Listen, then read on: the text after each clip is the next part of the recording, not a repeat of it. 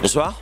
Bon, alors vous connaissez bien l'association Cinestar? Oui, je suis déjà venu plusieurs fois grâce à l'invitation de David de Natei. Voilà, Cinestar, c'est une association qui aide les plus défavorisés, etc. Donc moi, je suis un peu casanier, mais quand il faut se bouger pour ce genre de cause, je pars, je m'habille et je viens. Mais franchement, ce soir, j'étais bien chez moi, il faisait froid à Paris, mais pour David, je suis venu.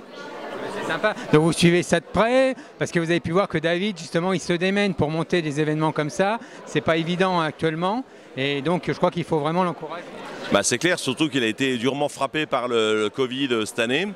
Il a failli y passer, je pense qu'on peut le dire. Voilà, donc il est revenu du diable vauvert. C'est un revenant parmi les morts pratiquement. Voilà, donc on est tellement content qu'il soit revenu que pour ça, c'était impossible de ne pas être là. Voilà. Vous allez être disponible peut-être pour l'arbre de Noël, non, de Cinestar? J'espère. Voilà, malheureusement, ma famille habite loin de Paris, elle habite à Biarritz. Donc je suis obligé d'aller voir ma maman pour Noël, mais si c'est une date qui me correspond, je serai là évidemment. Alors votre actualité, toujours la télévision?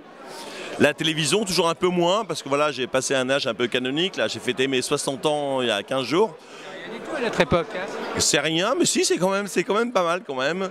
Et puis j'ai des projets d'aller vivre un peu à l'étranger. J'ai un peu comme les éléphants, un peu le fantasme du cimetière des éléphants, aller vivre, me retirer un peu pour vieillir.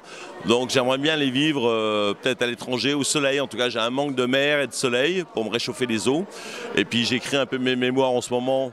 Voilà, mais en mode humoristique, hein, parce que je peux déjà vous donner le titre, c'est Mémoire d'un loser heureux. Voilà, donc c'est pas que des bonnes nouvelles, c'est tout ce que j'ai raté dans ma vie. Donc il y aura plusieurs tomes, mais je vais essayer déjà de sortir le premier tome en début d'année prochaine. Et puis bientôt du théâtre, si je pars pas. Voilà, en tout cas, et puis touche pas mon poste, évidemment, avec Cyril. Il va y avoir beaucoup de déçus parce que vous êtes un séducteur quand même. Un séducteur, non. Je pense pas être un séducteur tellement, j'aime bien être séduit, mais je pense pas vouloir plus séduire que les autres. Voilà, mais comme tout le monde, on aime bien plaire. Voilà, c'est pas un crime d'aimer plaire. Voilà, alors si je plais, c'est bien, mais il faut que j'en profite parce que c'est bientôt fini, donc j'en profite encore. Ça devient délicat en ce moment. Ah ça devient délicat pour tout le monde, mais surtout quand on commence à avoir un certain âge, voilà, c'est vraiment le champ du cygne. Donc voilà, donc je suis un peu le cygne noir de mes 20 ans, mais voilà, mais je suis pas dangereux. Ça, je veux dire, c'est le climat social, enfin le climat qui a un peu changé. Le climat a changé, évidemment, le climat a changé, il faut s'adapter, il ne faut pas se plaindre parce que voilà, de tout temps il y a des évolutions. Regretter le passé, ça ne sert à rien parce que de toute façon ça évolue. Et voilà, je ne veux pas être du tout dans la mouvance, c'était mieux avant, parce que évidemment c'est toujours mieux avant. Mon père disait ça, mon grand-père disait ça, je suis sûr que mon grand-père disait ça aussi, donc à ce moment-là on revient au temps des Mérovingiens. Donc voilà, il faut s'adapter au temps qui est, et puis voilà, et puis essayer de s'améliorer. Ce projet de livre, justement, il y a une date de prévue ou pas? Il est terminé, je suis en finition là, il est en relecture, donc il sortira en début d'année prochaine. Voilà, je me suis dit que j'allais peut-être faire un petit cahier de photos au milieu, parce que c'est vrai que les gens qui me connaissent, ils aiment bien voir la tête que j'avais quand j'étais jeune. Je ne ressemblais pas du tout, parce que quand j'étais jeune, j'avais pas de cheveux et j'en ai eu en grandissant, donc je fais un peu le Benjamin Button des cheveux.